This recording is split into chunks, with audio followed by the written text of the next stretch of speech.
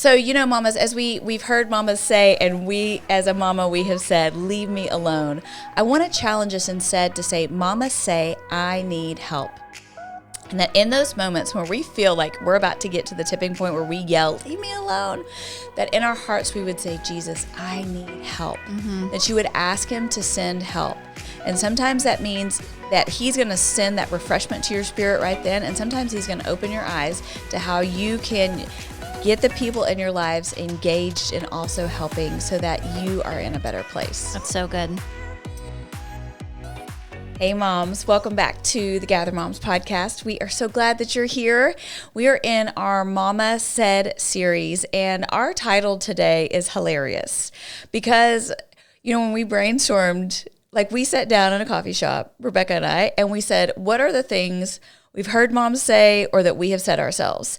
And, our first few episodes in this series were like maybe words that had been said to us. Okay, now we're in the part of the series where it's like things that we have said. And so this one is, I hate to admit it, but I've said it, you've said it. Oh my gosh, if there's a mom out there that has not said this, yeah, then she needs to be leading the class because all of us have. No. So the phrase today that Mama said is, leave me alone. We all, I don't know a mom who hasn't said it. At some point in her motherhood journey of like, get out of here or leave me alone or I just need a minute. Well, I just need a minute sounds really nice. That's a little nice. better. That okay. Sounds so that's nice. A little better. But when you're trying to use the restroom, dude, and they're an older child, where they should know better, you're like, leave me alone. Leave me alone is the phrase. Yes. Okay. So I want us to talk about, I think leave me alone is like we hide. Sometimes we hide because they won't leave us alone. So we just go hide. So where do you hide from your kids? Where have you hidden from your kids? It's usually my bedroom and I shut the door and they always, I'm like, you've been doing nothing for 2 hours. And then when I finally shut my door. That's when they come in. Who's whispering to you? Mom, shut her door. Quick, go. Yeah. Bother her. Ask her a question. Because if you shut your door, is there any kind of like understanding in your house that like if your door's shut, they're not supposed to come in? No. We don't really have, we've just never had anything like that. We typically don't shut our doors and our bedrooms are all really close in our house. So we're really kind of just all together. But no, there's no understanding. It just feels like, it feels the same way when you go to the restroom. Uh-huh. Like they've been fine for 15 minutes. And then when you stand up to go to the restroom, apparently that is the moment that they have this pressing question. And you're like, are you bleeding or dying? Yeah. Neither. Well, then wait. Yeah. Well, and it's weird because I was thinking about, I remember having a newborn and I had to bring them to the bathroom with me. Like, don't you remember like trying to take a shower and they were just sitting in that little bouncy thing? Yeah, of course. But there becomes a point where it's like, at some point it's like, okay, now you're not in the bathroom with me anymore. Okay. What about, I think I hide from my kids. I have hidden in my closet. Yeah. I have gone in there and just like been like at the end and just like shut the closet door so that nobody could find me. I've hidden from my spouse in the closet. Have you? And like you can hear them calling your name and you're like not answering. Oh no, because usually the husband is sitting in the living room with them where they're calling your name. And you're like, hopefully he will clue in. Yeah. You too, sir, can answer this question. Yes. Have you ever pretended to sleep when they are trying? Okay, but this is the one thing the Bradford kids are not good at. Okay. It does not matter if I am dead asleep. They'll wake you up. The oldest and the youngest, not the middle, the oldest and the youngest literally have no concept of that's the cue to not bother mom. They will come up to me and ask me a question in the dead of sleep. Oh. I don't know what happened. I feel like I failed in parenting on that one because I'm like, there should be some social cues that are just understood. This one is not one. I think that means you're a nicer mom than me because my kids, they unleash the beast if they wake me up from a nap. Oh, do they? I'm so angry that I think they just, like I have taught conditionally, they have been conditioned that if they wake me up, it's more when I'm in a nap. If I'm asleep at night and they come wake me up, it's probably like for a good reason. Right. But if I'm taking a nap, you guys, I don't take a nap just for fun. If I'm laying down in the middle of the day to take a nap, that's because like I got nothing left. Yeah. You know? Yeah. There's not enough coffee to get me through whatever has got me exhausted. Yeah. And so if I have stolen 20 minutes to go close my eyes, you better not come in there. I can answer with my eyes closed and go back to sleep. Can you? Yeah, girl. Okay, Yeah. I can't. Yeah, I can't. If they wake me up, I'm done. No, I can And then do it. I'm mad. I'm just mad. Yeah. Okay, well, so that's good. So Yeah. maybe you have a better coping mechanism than I do. I still think it's a learned skill I need to probably lean in on before they head to their own homes one day. Because when they do get spouses, I'm sure their spouse will not be amused by that either. Do you have anything you hide from your kids? Doritos. Okay, do you hide the Doritos? I like them in the can now. I have a fascination with chips in a can. You do. And they make little mini Doritos in a can, and they're my favorite. And I hide them because I don't want anybody to eat them. Yeah, They're that's mine. amazing. That's amazing. Yes. I don't feel like I have to hide any. The kids don't want any of my food anymore. Like, I don't know. I don't. Because you're eating protein bars. Yeah, and they're out on basically anything I want. Now, I will say that one of the kids, Jeremy and I both love, and this is Jeremy's fault that I'm into this, but Reese's peanut butter cups, the seasonal Reese's, so like the Christmas trees, the Does it Easter taste egg, different? yes, because the ratio of chocolate to peanut butter is better Okay, I see in the that. seasonal shapes. Okay. So Jeremy and I have this terrible habit of you have to buy those things early because they're gone. They're gone. Yes. So I'll start getting them in like November and stuff because I put them in Jeremy's stocking. But I'm so bad at because I'm storing all that stuff in my closet. I'll just go in there and nip one. So easy. or two. Yes. Yes. So I do hide those from my spouse, and one of our children really likes those. So that's the only thing I really hide. Well, I feel like you should try the canned Doritos. It might change your life. Okay. I think there's something with a can that is kind of special. So that's funny that you love that. Today, I have to tell you that it was so funny that I was thinking about that we were doing this episode, that was Leave Me Alone, because today I said to my kids a phrase that is very similar to Leave Me Alone, which is, get out of here. Ooh, that's even a little more like, intense. Yes. Okay, so let me tell you. So I'd gotten up early this morning to work. I probably had too much coffee, and I didn't eat anything. And so it's getting on like 11 a.m. The kids show up because they slept in this morning. Okay, so they kind of ramble into the kitchen. I'm trying to make bacon, and then I've been storing these. I've been watching these bananas, waiting for them to get bad because I'm like, okay, I'm gonna make banana bread. Uh-huh. And I'm excited because I'm like, okay, I know I have some in the freezer too, so I'm about to make like I'm gonna make 3 loaves of banana How do you bread. even have a pan that big? Well, I have 3 loaf pans. Oh, you have 3? Actually, Okay. I have 2 loaf pans and then muffin tins. So that's Okay. what I did. But I Okay. did honestly get tickled at myself because the mixing bowl, I was like, Kate, this is a little overambitious. Like, it was at the top. I bet it was. The mixing Yes. bowl. Yes. Yes. But so I'm over caffeinated. I haven't eaten. But it's the bacon that they smell. Okay. So these kids start showing up in the kitchen and they're like, oh, you're making banana bread? Can I help? And then another kid comes in asking for something. Another kid comes asking for something. And Rebecca, when I tell you, I pull the mixing bowl down from the pantry and I look inside of it and it has old cookie dough batter inside of the mixing bowl. That means a child has washed it. So some kid, I told them to put it away. And what they did was they don't look before they put it away. Exactly. So I'm standing there looking at this and I am like, and one of my kids says, are you going to make eggs with all this stuff you're making? Because now we've gotten to the point where it's basically like breakfast for lunch. Right. Are you going to make eggs? And I said, hey, sis, why don't you make the eggs? Well, I'm doing 15,000 other things. Uh-huh. And she goes, I just don't make them as good as you. Okay. She was trying to be nice. She was, but for me, I am Trigger. It triggered.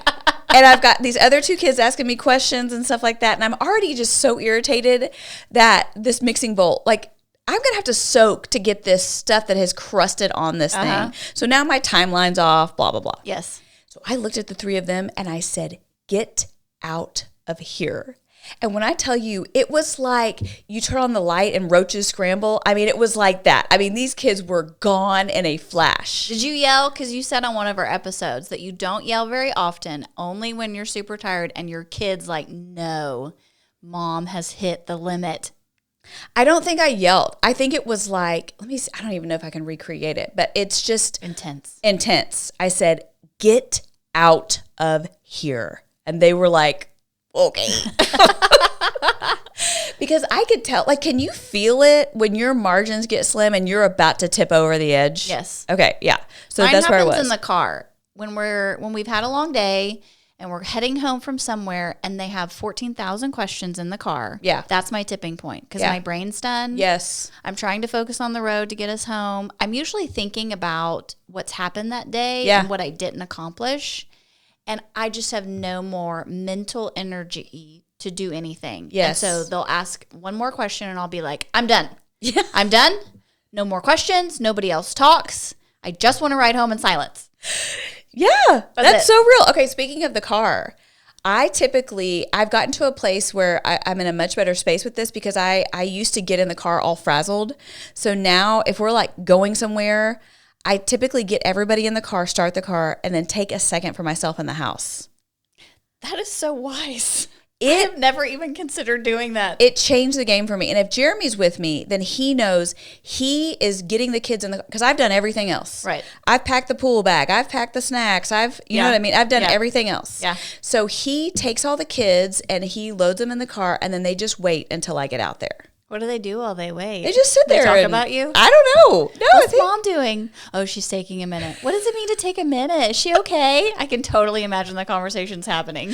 But I just need a second to like collect myself so that I don't get in the car a hot mess and stir a bunch of stuff up, you know? Yeah. So that's been really helpful for us.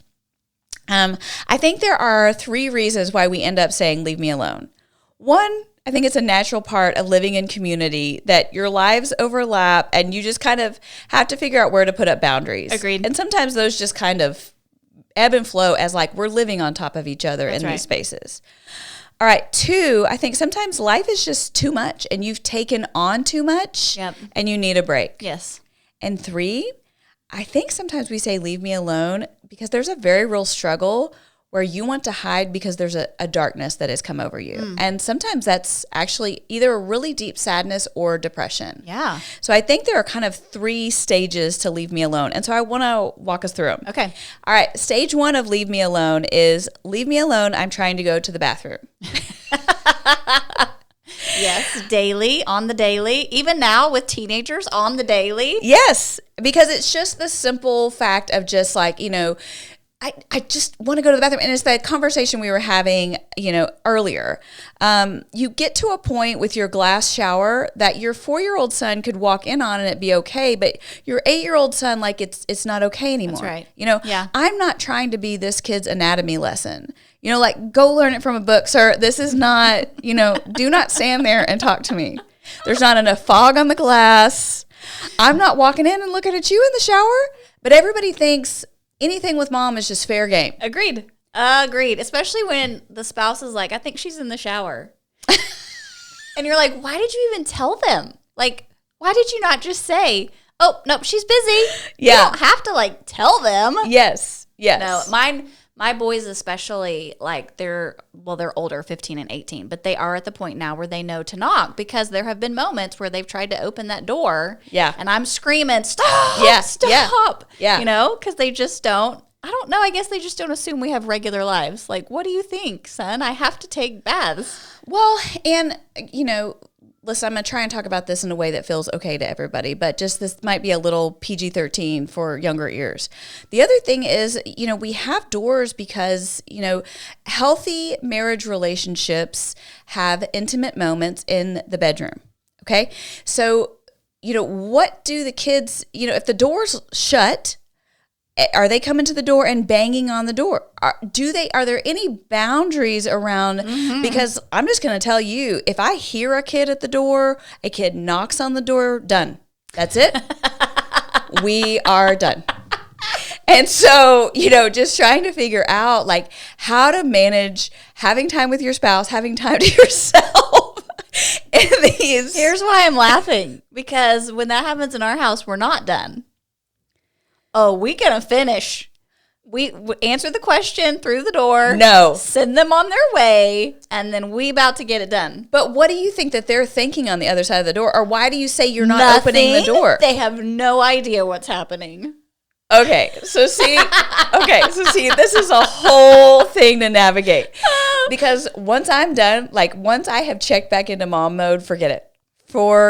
And so we really try and protect that time. Oh, I feel like if I've gone to the effort to get to that place, listen, I need to be able to check this off the list. So we are about to get it done, okay? I'm not starting over. Oh my gosh. Okay, I will tell you, I get real nervous about a kid standing at the door. I just get nervous about it. So we have been known to use our closet. Now, if you keep a really organized closet, you can go in there and make a little bed out of that place. Okay, we're moving on from this. That is a big, I know these new houses got some big closets though, okay? All of us in the old school houses, we got little closets. All right, I may have TMI'd on that. All right, so here's the thing. I think in stage 1 of leave me alone, I'm trying to go to the bathroom, there's just going to be like some overlap here of, you guys just kind of negotiating things and people living together in a home. However, I do think you can have a conversation about boundaries and just kind of have some rules in your house. Yep. So, if you say to the kids, hey, if the door is locked, you come back later. So, if a kid comes to the door, my kids know if the kids come to my door and it's shut, do not come in during the day. Because do they knock though? Well, okay. This is where the 8-year-old is struggling. But like your big kids know just to like walk away? Yes, because of the nap thing. That's genius. So I typically will tell them if they're home and I would say, hey, I'm going to take a nap. Don't bother me. Mm-hmm. I try and give them a heads up. Okay. But if for some reason I haven't, I'll, go to my room and go lay down. And if they come to the door, they know, do not bother me or you will. Impressive. Get the wrath. Impressive. But now we're just trying to figure out, hey, so then we've had to communicate, hey, if you come to the door and it's locked, just give us a minute. We might be changing. We might be in the bathroom. So just we will circle back with you later. Yeah, so you know what I mean? But just trying to like create that is kind of tricky. We had one of our guests one time said that, because typically kids are coming in the bathroom to ask you a question. And so the boundary she told them was, if you ask me while I'm in the bathroom, the answer is no. So if I'm in the shower, if I'm going potty, if I'm changing, and you come in there and you ask me a question, the answer is no. Okay. And I loved that because that's so clear. Yes. It's just, if you want to get a yes from me, you better respect my boundary and wait. That's good. I should have done that a long time ago. I think this is teaching our kids simple, common courtesy. And I was thinking about this, and I thought about it's so obvious which kids did not learn about these things when they get to college and have roommates. Because you think about the horror stories from college with roommates that just had no regard for the other person in the room. Yes. Like I heard nightmare stories from girls that got roomed with someone who would wake up at 6 a.m. and turn on all the lights. Yep. Or would be blaring their music at 1 a.m. or left their dirty stuff around. Like we have to teach our people how to live in community with one another that's in an understanding way that shows respect for the other person. Right. That's good. You don't necessarily have to pick your wet towel up off the floor. Okay. You don't have to. Yep. But out of respect for the people that you share space with, you do it. Right. You don't have to put your used dishes away. But out of respect for the people that you share space with, you do it because it's a common courtesy. It's a way we serve one another. Well, I'm so excited for Jake to come home at Christmas now so I can be like, hey, how's that community going? He's like, well, I wake my roommate up from his nap every day because I have questions. I'm about to say, I'm going to find out. Well, maybe that roommate don't want to be there anymore because he woke him up from his nap. So, okay, so that's stage 1 of leave me alone, just common courtesy things. Stage 2 is leave me alone. I need a few minutes. Okay, these are the scenarios where it's leave me alone. I need a few minutes. You get back from the pool. You had gotten everybody dried off. You rounded them up in the car. Then you had to go back for goggles because somebody left them. You get everyone back in the house and unloaded. Everyone is hot and tired, and you are just like at the end of your margin. And one of these kids looked at you and says, I'm hungry. Mm-hmm. All right. Or you come back from grocery shopping. Okay, for the grocery shopping, you made the meal plan. You wrote the list. You shopped for all the groceries. You loaded them in the car. You pull in the garage and you start unloading, and all the other people in your house are just chilling. Oh, happens, yes, many times. I have to verbally accuse somebody to get them up. And you feel yourself losing it. Or you're in the middle of cooking dinner. You've got loads of laundry going. You burn your fingers on a pot. You hear two kids fighting in the other room. And this precious man that you share your life with walks in the kitchen all smiley and says, "Hey, what's for dinner?" And you just feel yourself losing it. Yes. Okay. Yes. So there are just these moments where your margin gets slim. And you just want to say, "Leave me alone. I need a few minutes." Because you can tell you're about to move into monster mama who you don't want to be. Yes. So there's a few things here at play. And I think we have to take responsibility for our part in it. Okay, number one, I think we have to be aware of the tape playing in our mind in these moments. Because I think a lot of times when we get to this spot, we're playing the tape of a victim. Oh, 100%. Right? Nobody ever helps. All right. Nobody ever asks how they can help. I do everything around here. Yes. If I were not here, they would get nothing done. Yeah, we're bitter, we're resentful, Yes. you know. And so if we've got to be aware of that tape. And, you know, I know this is a very Pollyanna thing to say, but I think this is very true. If instead we can remember, okay, I have these wonderful children that I begged God for, and I love them so much. I got to take them to the pool. We had a really good time together. Mm-hmm. We're all just really tired. It is natural for them to want to look to me to meet their needs instead of doing it on their own, right? Yep. If we'll just kind of stop ourselves down. That sounds so easy when you say it like that. I know. But I think that's step one, is just paying attention to what tape is playing in our head. Yep.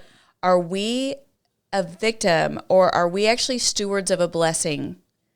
What is happening? Because really you're not a victim. As a mother, you are stewarding a blessing that you asked God for. Yep. And the situation that you're in is actually an answer to prayer, and out of an abundance of God's goodness to you. Mm-hmm. It's just, how are you going to handle it? That's right. Okay. Number two, I think we have to identify where we can delegate so that we get help. This is the big one. Yes, because half the time we're not asking. Yeah. Or we don't ask until we've reached the boiling point. Right. And then we're yelling at, you know, I come home, blah, with the groceries, and nobody helps. Whereas if we set them down and said, "Hey, I have an expectation that if I'm going to the grocery store and I'm getting all the groceries, when I pull up to the house, I need you guys to stop what you're doing, come help unload the groceries, and then put them away." Right. And nobody goes and sits back down until that's all done. Right. And so what I'm going to do is I'm going to call home and I'm going to say, "Hey, I just pulled into the neighborhood. Everybody get ready." You know what I mean? Have you seen that meme on social media where like the garage door opens and these 3 teenage boys come out of the house to help their mom unload the groceries? No. And they're like in whatever shoe was left by the garage door. So it's like a high heel and a Croc and a slip on. Yeah, it's just like they knew they needed to be there ready when that garage door opened. So they were just like, whatever it takes, I'm standing there waiting. I love it. Well, because like, here's the thing. If I'm in the house, I hear when the garage door opens. Yep. Like, I'm aware. You guys, I know you hear it. Oh, they say all the time, "We didn't hear you come in." I'm so sure. And so it's like, okay, I'm going to remove that obstacle. Well, and listen, with Life 360 now, you know where I am. They're calling me going, "Why are you at Panera? Why are you at Sonic?" Right. Like, they know. You just got a ding that I'm home, which I'm probably like a quarter mile away, you know, but it dinged a little early. Yes. So here I am. And, you know, I think just getting out ahead of it and delegating some of those things. Good. You know, for me this morning with the situation I was in, if I would have just stopped for a second and looked at each kid and said, "Hey, I'm trying to make us a really yummy lunch and have banana bread for weeks to come." Right. So I need you to do this. I need you to do this. I need you to do this. In that moment, I didn't have it in me. So I just had to send them away so my brain could catch up.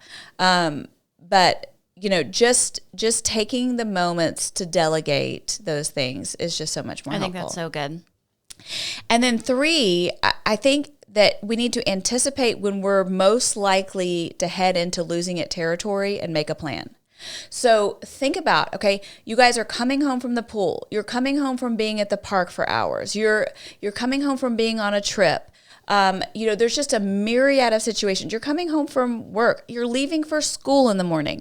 There's pressure cooker situations that if you've been a mom for a second, you know when those situations are. Right. And so starting to get out ahead of it and making a plan. Yeah. And so that you anticipate getting everybody in a good space, so that like you guys have left the pool. You can do this with toddlers. They understand it. You're leaving the pool. You're starting to pull up to the house. You sit in the garage and you say, hey, everybody, we just had a big time at the pool and we're all tired. And so we're going to go in the house. You're going to put your wet clothes in the laundry room and you're going to put on your dry clothes and we're all going to take 30 minutes in our rooms. At the end of 30 minutes, I'll come and get you and we'll do blah, blah, blah. Like, anticipate and communicate those things to yourself and to your children. You can do that. You can get out ahead of it and communicate that so we don't get to this space where we're losing it. Again, that sounds so good. I don't know if I can remember to do that. I think we want to be moms who, when our kids look back, it wasn't like my mom was just losing her mind all the time. Yeah.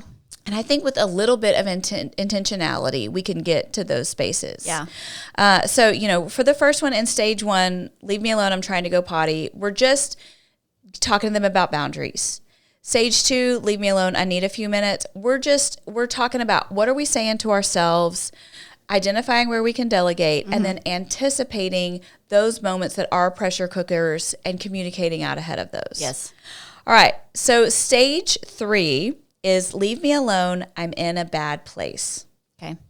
And this is one that, I can really resonate with. I've said that phrase to my husband. Sometimes life can become too much. And it could be that something terrible has happened and has knocked you to the floor, or you've been going too hard and you're absolutely exhausted. Or it could be clinical depression that you're prone to that creeps in again. Yep. And so if you suffer from depression of any kind, whether it's deep sadness, whether it's clinical depression, or if it's caught you unawares, or if it's postpartum, please hear me say you are not alone and you are not less of a Christian or have less faith because you do. That's right. Many of our heroes of the faith struggled with depression of some sort. Moses became so down, he asked God to take his life. Jonah, after the great revival of Nineveh, did the same thing. Remember, he got alone under that little tree and he asked God to take his life. Jeremiah, after witnessing the destruction of Jerusalem by the Babylonians, wrote these words in his journal. He has made me chew on gravel. He has rolled me in the dust. Peace he has stripped away, and I have forgotten what prosperity is. I cry out, everything I had hoped for from the Lord is lost. Like, that's a dark place. Yes. Elijah, after seeing a mighty act of God, sat under a broom tree alone and asked God to take his life. All of these looked at everyone around them and even God and just said, just leave me alone. Mm-hmm. I'm in a bad place. You guys, even the Apostle Paul got so down he despaired even of his life. That's what it says in 2 Corinthians 1:8. And the Greek word for despair in those verses literally means to be utterly at loss and to renounce all hope. And when a person is depressed, that's really what it is you have lost hope. Yep. You've lost hope that you're going to be able to do this anymore. You've lost hope that you can get out of the bed. Mm-hmm. You've lost hope that you're going to be able to, get through this terrible thing, be able to take care of your kids, do what's next. You've just lost all hope. Right. The prophet Isaiah tells us that even our Jesus, the Messiah, would be a man of sorrows and acquainted with grief. It says that in Isaiah 53, he knows. In the garden, our Jesus said to his disciples concerning his condition, my soul is deeply grieved to the point of death. Remain here and keep watch. Like he knew deep grief. So just hear me say, if you struggle with depression, our Jesus struggled with deep sadness and depression. Like you are not alone. You are no less of a Christian. A hero of the faith and whose words I have often found have echoed my despair to God is David. And I'm so thankful for David's authenticity in the Psalms. You know, he's so honest with God about his despair. He's tired of fighting. He feels worn out. He just doesn't want to do it anymore. He wants everyone to leave him alone, and he wants to quit. We see that. But often it's in the first half of his Psalms. Yes. Which is so interesting because that's how they all start. But beautifully, they all end with him remembering who his God is and what he's promised. This is just one example. This is Psalm 42:5. It says, why are you cast down, O my soul, and why are you disquieted within me? Hope in God, for I shall yet praise him for the help of his countenance, for you are the God of my strength. So he starts out saying, you know, why is my soul in such a mess? And he goes on, and then eventually he gets to the place where he says, I will hope in God. That's right. When we just want to be alone, when we lose hope, I think I often look to mindless entertainment, you know? Yes. Go lay in my bed and watch Netflix or scroll TikTok, or I want to go get a pedicure, or I want to go shopping because I think that's going to heal my wounds. And those things aren't bad in themselves, but they won't actually heal the soul, our souls and the longings that we have. We find restoration and help in Jesus. And I was thinking about this story. This is one of my favorite stories because I think it reminds me so much of a group of moms. So do you remember when Jesus had sent out the 12 disciples into the neighboring towns to tell them about the Messiah, right? And he said, go to all these places. Remember, he said, if they reject you, reject them and all that. He gave them all those instructions. And it tells us that they came back weary. And it says in Mark 6, Jesus said to them, come away with me. Let us go alone to a quiet place and rest for a while. Many people were coming and going. They could not even eat. So they went away in a boat to a lonely place by themselves. And I just love that. Oh, they said, let's have a girls trip. With Jesus. Guys trip, sorry. But doesn't that sound like a mom? Like you've already been out doing all the things and, you know, outside of your home potentially, you've been out getting it. You come home and you've got all these people that are coming and going. You don't even have a chance to eat. Right. Because you're helping take care of every other one's needs. And Jesus is saying to us, come away with me. Let us go alone to a quiet place and rest for a while. And I think the disciples model for us here what it is to get alone, not as a self-serving way of escape, but as soul-giving time with the Savior. And as we steal away a few moments alone, we'll find that we leave that time refreshed and renewed when we spend it with Jesus. Right. Even in our darkest days, when we pull away to be alone because we feel all hope is lost, if we cry out to Jesus, we remember he has not left us alone. I have to say that is really where I found freedom from depression, was starting to talk to my Jesus in it, from beneath the covers of my bed in my dark room. Right. I think for a long time I thought he wasn't there, you know, that I was alone. Or that he doesn't want to listen to you because he's mad that you're in this place and you're not trying harder. Yeah. And if I had just had more faith, I wouldn't be in this position. Right. And when I finally got to the place where it was like, no, Jesus is in here with me. And to be able to say to him, I'm in a bad place. I need you. And just sometimes those are the only words I could utter. And then for him to give me the courage to pick up my phone and text a friend, sometimes it was you, to just say, I'm just in a bad place. Would you pray? Right. That was transformative for me to get out of those spaces. And let me just make a little caveat here as we talk a little bit about depression. If you have a friend struggling with depression and she gets the courage to say to you, I'm in a bad place, would you pray for me? Could you just hear me say, the very best thing you can do is say, thank you so much for sharing with me. It means the world that you know that I'm a safe place and that you can trust me with this. I am praying for you. And then you just let her be. Right. And then, because she may not get back to you right away, please don't go jump in there and try and fix everything or send her 25 verses or 10 books. Like, just give her a second. Yes. You can circle back with her maybe the next day or something like that. But just know it took a lot of courage for her to let you know that she was struggling. And she needs to kind of get to the next space in her journey as God takes her there, not you pushing her there. That's right. And what a way to encourage somebody in that place to say, I'm so glad that you shared with me.